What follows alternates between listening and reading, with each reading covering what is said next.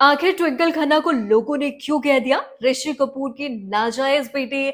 Actress ने अपने ही talk show में किया चौंका देने वाला खुलासा। वही इस वक्त सबसे ज्यादा चर्चा में ट्विंकल खन्ना का एक बयान चल रहा है, जहां वो कहती नजर आ रही है कि ऋषि कपूर की नाजायज बेटी उन्हें समझा जाने लगा था।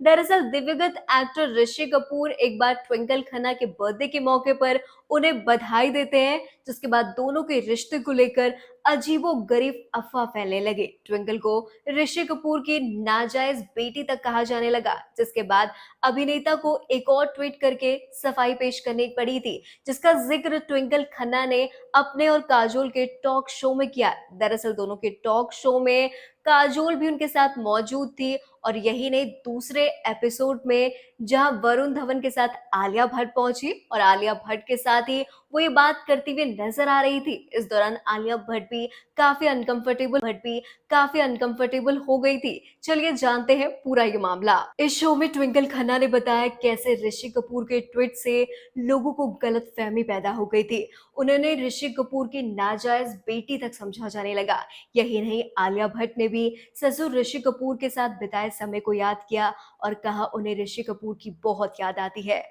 ट्विंकल ने कहा ऋषि कपूर ने एक समय पर उन्हें बर्थडे विश किया था, जिसकी वजह से अफवाह फैल गई थी। उन्होंने बताया कि ऋषि कपूर ने लिखा था, मैं जब अपनी माँ के पेट में थी तब मुझे उन्होंने गाना सुनाया था। यही नहीं, लोगों ने इसे सुनकर उनको नाजायज बेटी तक कहना शुरू कर दिया। ये सुनकर आलिया भट्ट काफी ज्यादा अनकंफर्टेबल हो गई थी, जो ऋषि कपूर की बहू है। इसके बाद काजोल ने सारी सिचुएशन को संभाला, और जिसके बाद मजाकिया अंदाज में इस पूरी सिचुएशन को काजोल संभालती नजर आई, और आलिया भट्ट दूसरी तरफ काफी अनकंफर्टेबल दिखी। और इसी दौरान काजोल मजाक में उसे उड़ाती नजर आई और टॉपिक ही बदल दिया। इसके बाद ट्विंकल ने भी आलिया को हंसते हुए कहा, मैं तुम्हारी ननद हूँ। वरुण धवन ने भी इस बात पर कहा, आलिया को समझ नहीं आ रहा कि आखिर बोलना क्या चाहिए। दरअसल ऋषि कपूर जब जिंदा थे तो ट्विंकल खन्ना को उन्होंने बधाई बर्थडे के मौके पर दी, और ट्वीट से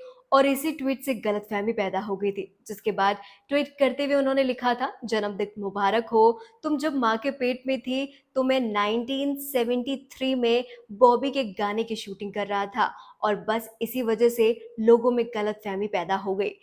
इससे पहले उन्होंने कहा था कि जब तुम माँ के पेट में थी मैंने तुम्हें गाना सुनाया था, जिसकी वजह से लोगों में काफी गलतफहमी पैदा हो गई थी,